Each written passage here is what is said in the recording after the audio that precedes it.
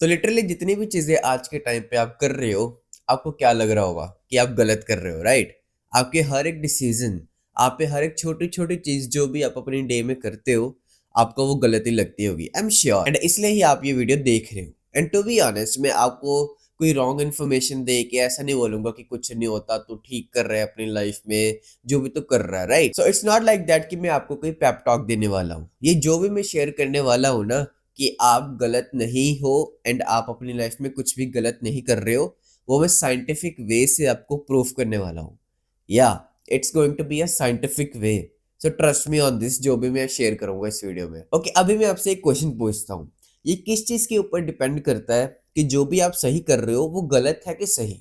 Like आपको कैसे पता लगता है कि वो चीज सही है जो भी आप कर रहे हो, या फिर गलत है? कैसे पता चलता है? जैसे हम सोचते हैं, राइट? जैसे आप सोचते हो उस चीज को लेके। फॉर एग्जाम्पल, अभी मैं अगर ये वीडियो बना रहा हूं तो ये गलत है कि सही है? अगर मैं ये बना रहा हूँ तो ऑब्वियसली सही है, इसलिए मैं इस वीडियो को बना रहा हूँ। मेरे अकॉर्डिंग ये सही है। बट ऐसा भी हो सकता है कि आगे जाके मुझे पता लगे कि यहाँ पे मैं अपना टाइम वेस्ट कर रहा था। लाइक कुछ भी हो सकता है, राइट? बट अभी मुझे सही लग रहा है तो मैं इसलिए कर रहा हूँ। तो यहाँ पे ही बेस्ड है हमारी थिंकिंग पे, आपकी थिंकिंग पे, कि वो काम सही में एक्चुअल में सही है या फिर एक्चुअल में गलत है। वो हम आगे जाके बात करेंगे, बट अभी के लिए हम सिर्फ इतना देखेंगे कि आपको अभी के लिए, फॉर द करंट मोमेंट, वो चीज आपको गलत लग रही है, इसलिए आपको लग रहा है कि आप गलत कर रहे हो, आप गलत कर रहे हो। तो जो भी चीज मैं इस वीडियो में शेयर करने वाला हूं ना, जब वो मुझे पता लगी ना, तो लिटरली मैं सोचने लग गया कि मतलब हम अपने सारे इमोशंस, अपना सारा टाइम उन चीजों में लगा देते हैं, बट इन द एंड वो चीज गलत होती ही नहीं है। और जब ये मुझे समझ आया ना, उसके बाद से इट वाज लाइक कि मैं हर एक चीज को क्वेश्चन करने लग गया कि यार ये एक्चुअल में सही है या फिर एक्चुअल में गलत है, या फिर मैं फालतू का ही सैड हो रहा हूँ इस चीज को लेके। Because as an over thinker, and अगर आप ओवर थिंकर हो तो इस चीज के साथ आप रिलेट करोगे ही, कि हम लोग हर एक चीज के साथ, हर एक डिसीजन के साथ, हर एक स्टेप के साथ बहुत ज्यादा ओवरथिंक करते हैं। हम बहुत ज्यादा एनालाइज करते हैं चीजों को। तो हमारे जैसे लोगों के लिए बहुत ज्यादा मुश्किल हो जाता है कि हम कोई एक्शन ले, बिकॉज हमारे दिमाग में उसकी कॉन्सिक्वेंसेस पहले ही घूमने लग जाती हैं। तो इट्स लाइक कि हम कोई स्टेप ही नहीं लेते हैं। तो चलो, बहुत होगी ऊपर ऊपर से बातें। अभी मैं आपको एग्जैक्टली बताऊंगा। मतलब मैं बस अपनी बातों में मनवाने की कोशिश नहीं कर रहा हूँ, आपको खुद पता लग जाएगा। अब बस इन क्वेश्चंस के जवाब देना जो मैं अभी पूछने वाला हूँ, ठीक है? तो आपको क्या लगता है कि जिन लोगों को स्ट्रोक्स आते हैं उनकी ज्यादा डेथ होती है, या फिर जिन लोगों को एस्थमा होता है उनकी ज्यादा डेथ्स होती हैं? क्या लगता है आपको? So it turns out, I know आपके दिमाग में क्या आया होगा, मैं आपका माइंड रीड कर सकता हूँ। अभी आपके दिमाग में ऐसा आया होगा कि जो एस्थमा के पेशेंट्स होते हैं उनके ज्यादा डेथ्स होती होगी। बट इन रियलिटी जिनको स्ट्रोक आता है ना, जिनके सडन डेथ हो जाती है, वो ट्वाइस ज्यादा मरते हैं एस्थमा पेशेंट से। ओके, मे बी आपने पहले वाला क्वेश्चन को सही गैस कर लिया होगा, बट आई एम श्योर कि ये गैस अच्छे से कर ही नहीं पाओगे, ये राइट नहीं होने वाला। तो आपको क्या लगता है कि डिजीज से ज्यादा डेथ्स होती हैं या फिर एक्सीडेंट से? आराम से सोचो, पॉज कर लो इस वीडियो को, आराम से सोचो, कोई टेंशन की बात नहीं है। डिसीज से या फिर एक्सीडेंट से? ओके, अभी मैं बताता हूँ कि एक्चुअल में रियलिटी में क्या है। डिसीज से ज्यादा डेथ्स होती हैं 52 टाइम्स ज्यादा एक्सीडेंट से। आपको क्या लगता होगा कि एक्सीडेंट्स जितने भी होते हैं वो इतने कॉमनली होते रहते हैं? आपने भी इतनी न्यूज़ सुनी है, एंड आपके रिलेटिव्स में या फिर आपके कोई फ्रेंड्स में भी ऐसा इंसिडेंट अभी अभी हुआ ही होगा। तो आपको क्या लगता होगा कि एक्सीडेंट से ज्यादा डेथ्स होती हैं एंड डिसीजेस से कम? ये मैं नहीं बोल रहा हूँ, आप गूगल करके खुद देख लो। ओके, ये तो आप पक्का नहीं गेस कर पाओगे। एक्सीडेंट से ज्यादा डेथ्स होती हैं या फिर डायबिटिक पेशेंट्स जो होते हैं, जिनको शुगर होती है, जिनको डायबिटीज होती है, उनकी ज्यादा डेथ्स होती हैं? क्योंकि एक्सीडेंट तो बहुत कॉमनली होते हैं, राइट? एंड डायबिटीज तो बहुत कम लोगों को होती है, आपको इतना तो पता ही होगा। तो किन की डेथ ज्यादा होती होगी? सो इट टर्न्स आउट कि जो डायबिटिक पेशेंट है, 300 टाइम्स ज्यादा डेथ्स होती है जो डायबिटिक पेशेंट होते हैं ओवर द एक्सीडेंट केसेस। के जिन लोगों के एक्सीडेंट्स होते हैं वो कम मरते हैं, 300 time less than diabetic patients. Okay, last question है।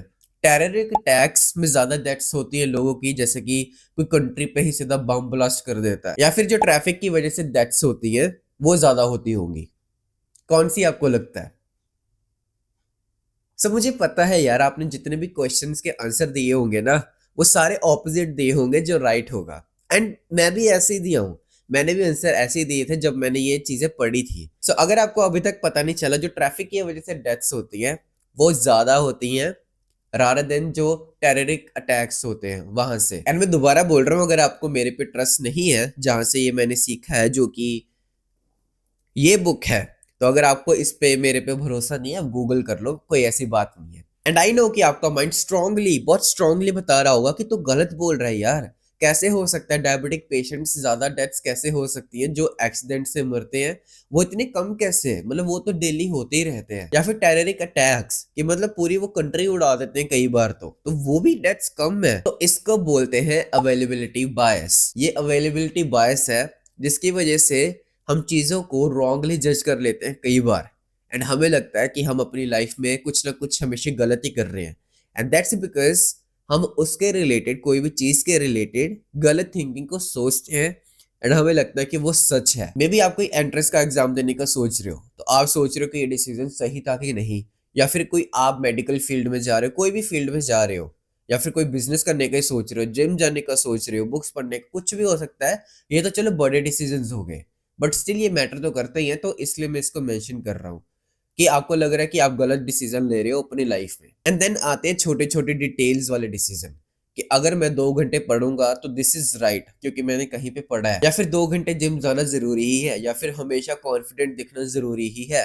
मतलब ये सारी चीजें हमारे दिमाग में आती है, ये छोटी छोटी डिटेल्स हैं जो हम अपनी डेली लाइफ में उसके थ्रू अपने आप को जज करते हैं कि हम सही हैं या फिर गलत है, डिपेंड्स अपॉन की वर्ल्ड ने हमें कैसे बताया हुआ है। एंड अभी तो हमने सिर्फ डेथ्स के मिथ्स को देखे हैं कि किन की ज्यादा डेथ्स होती हैं, एक्सीडेंटल की, ये वो आपने सुना ही है, ठीक है। बट अगर हम एक बार को सोच के देखें कि हर एक फील्ड के, हर एक चीज के कितने सारे मिथ्स होते होंगे, कि अगर किसी को बिजनेस स्टार्ट करना है तो वहां पे कितने मिथ्स होंगे कि जो दुनिया बता रही है सही है, जो दुनिया को लगता होगा सही है, जो आपको लगता होगा सही है, वो सही होगा ही नहीं। कि जैसे कि एक तो ये बहुत कॉमन चीज है कि ज्यादा पैसे चाहिए ही चाहिए बिजनेस को स्टार्ट करने के लिए, बट जो एक्चुअल में बिजनेस करते हैं ना, जिन्होंने एक्चुअल में एक पोजीशन वहां पे होल्ड की है, जो कुछ बने हैं अपनी जिंदगी में, उनके उनसे पूछ के देखोगे ना, तो आपको वो बताएंगे कि ये केस नहीं है, ये सिर्फ एक मिथ है। And same goes with gym and all that. अगर आपको अच्छी एक फिजिक बनानी है तो आपने में भी सुना होगा कि 2 घंटे जिम लगाना है, एंड वो फीकी सी डाइट खानी है कि पत्ते गोभी खाई जाओ बस, और कुछ खा ही नहीं सकते आप एंड ऑल दैट। बट इस चीज का तो मैं आपको अच्छे से बता सकता हूँ, बिकॉज मैं 5 साल से, ऑलमोस्ट हाफ एन डेकेड से जा रहा हूँ जिम, एंड मुझे इतना तो एक्सपीरियंस हो ही गया है कि it's not like that at all. जो चीजें इस मार्केट में, इस वर्ल्ड में बनी हुई है, वैसा कुछ है ही नहीं लिटरली। तो आई होप कि आपके समझ में कुछ आ रहा होगा अभी तक। सो इट्स लाइक कि हमें कुछ पता ही नहीं है इस दुनिया का, जो भी हम चीजें मान रहे हैं हमें ये भी नहीं पता कि वो सही है। कि किसी ने कहा है हमारा 30 मिनट स्क्रीन टाइम होना चाहिए, तो हमारे लिए वो फिर एक डेफिनेशन बन जाती है कि यही चीज अच्छी है, इतना हम कर लेंगे तो अच्छी बात है। बट लेट्स सपोज कि कोई ऑनलाइन काम करता है, उसका ऑनलाइन बिजनेस है, तो उसके तो 5-6 घंटे से ज्यादा ही स्क्रीन टाइम होने वाला है। आप मेरे साथ अग्री कर रहे हो राइट? अगर वो ये एडवाइस मान लेगा कि 30 मिनट्स थी, तो वो तो अपना नुकसान ही करवाएगा राइट? तो अभी आपको मैं देता हूँ अपना ही एक पर्सनल एग्जाम्पल, आप देन रिलेट कर पाओगे, एंड देन आप जो भी मैं इस वीडियो में बताने की कोशिश कर रहा हूँ ना, आप समझ जाओगे बिल्कुल ऐसे। तो मेरे रिसेंटली वीडियोस पे, 4-5 वीडियोस पे व्यूज का कुछ पैटर्न्स बन रहा था। मैंने नोटिस किया कि पहले आए 40 व्यूज, ठीक है, फिर 50 व्यूज, फिर 60 व्यूज, फिर 80 व्यूज, ऐसे आने लग गए। देन मेरा अवेलेबिलिटी बायस बोलने लग गया मुझे। क्या बोलने लग गया?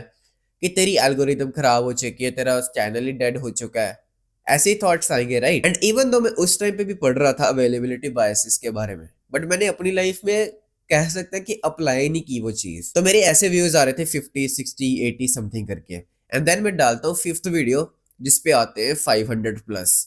तो देन मेरा अवेलेबिलिटी, तब मेरे को समझ में आई कि ऐसी कोई चीज है कि किसने कहा था कि अब तेरी सारी वीडियोस ऐसे ही जाने वाली है। बिकॉज मैं एक पैटर्न नोटिस कर रहा था, और हमारा ब्रेन ऐसे ही पैटर्न तो नोटिस करता है कि ये पास्ट में भी 3-4 बार हमारे लाइफ में हो चुकी है चीज, कि अगर हम रोड पे जा रहे हैं तो उस रोड से अगर जाएंगे तो वहां पे तो एक्सीडेंट्स होने ही होने हैं। हमारे दिमाग में ऐसे बैठ जाता है बिकॉज ऑफ व्हाट, कि हमारे पास्ट एक्सपीरियंस जो रहे हैं, या फिर हमने जो सुना है लोगों के साथ हुआ है, तो हम वो चीज मान लेते हैं। तो मेरा दिमाग भी ऐसे पैटर्न्स नोटिस कर रहा था कि ये मेरे इतने ही व्यूज आ रहे हैं और इतने ही आएंगे। एंड टू बी ऑनेस्ट, मैं डिमोटिवेट होने लग गया सीरियसली, कि मुझे लगा कि यार मैं अब वीडियोस कम कर दूं क्या, मतलब ये कोई ऑप्शन तो नहीं है मेरे पास कि मैं कम कर दूं, बट स्टिल मेरे दिमाग में ऐसे थॉट्स आ रहे थे। और मुझे था कि यार नेक्स्ट वीडियो यार मुझे खुशी खुशी बनानी है, मुझे जो लोग भी देखते हैं मैंने उनको सैड वाइब्स बिल्कुल भी नहीं देनी है। तो देखो कितना डिफरेंस आ गया ना, आप डिफरेंस देख भी पा रहे हो कि मतलब मेरा इमोशन ही खराब हो गया, मेरी पूरी लाइफ ही खराब हो जाती इसको सोचते सोचते।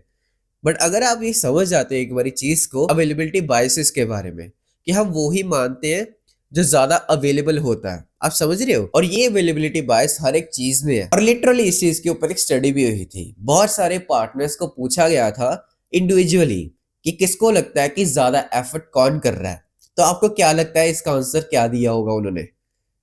इंडिविजुअली सबने यही बताया कि वो ज्यादा एफर्ट कर रहे हैं सामने वाले पर्सन से भी ज्यादा, हमेशा यही बोला उन्होंने। एंड जो सामने वाले पर्सन था उसने भी यही आंसर किया।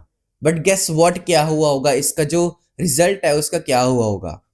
दोनों ने यही फील किया कि जो सामने वाला पर्सन है वो कम कर रहा है, लाइक वो अपने बेस्ट दे रहा है, उसने बताया है ना आपको, बट स्टिल जो दूसरा पर्सन है उसको ऐसे ही लग रहा है कि वो सामने वाला उससे कम कर रहा है। और जब मैंने ये चीज पढ़ी ना, लिटरली मेरी जो ईगो थी ना वो पूरी टूट गई। क्योंकि मुझे भी हमेशा, मतलब मैं बिलीव करता था इस चीज पे कि यार मैं सामने वाले पे ना ज्यादा एफर्ट्स कर रहा हूँ हमेशा। जितने भी रिलेशनशिप्स में अभी मैं हूं ना, फॉर एग्जांपल मेरे मम्मी पापा, मेरे भाई बहन, दोस्त, फ्रेंड्स एंड ऑल दैट, मुझे हमेशा ऐसे ही फील हुआ। लिटरली मे बी आप भी रिलेट कर पा ही रहे होगे, मुझे हमेशा ऐसा लगा है कि यार मैं सही हूँ, यार मैं ज्यादा एफर्ट कर रहा हूँ, वो ही गलत है। लिटरली ऐसा फील हुआ है मुझे।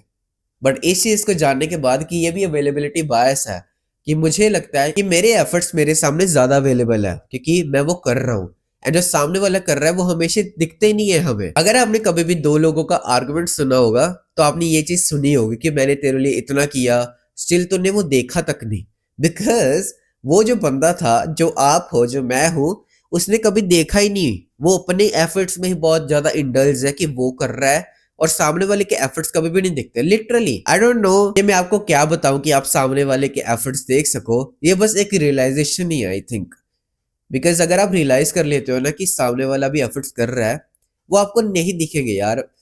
मतलब वो कर रहा है अपनी साइड से। ये आपको अपने फ्रेंड्स के ऊपर, अपने पेरेंट्स के ऊपर, या फिर कोई भी रिलेशनशिप, उस पे ऊपर ट्रस्ट रखना पड़ेगा कि वो कर रहा है। मैं आपको अपना नेचर बताता हूँ कि मेरा नेचर कैसा है। मुझे कभी भी लोगों के एफर्ट्स दिखते ही नहीं है। मुझे लगता है कि मैं ज्यादा कर रहा हूँ, ये अभी आपको मैंने बताया, राइट।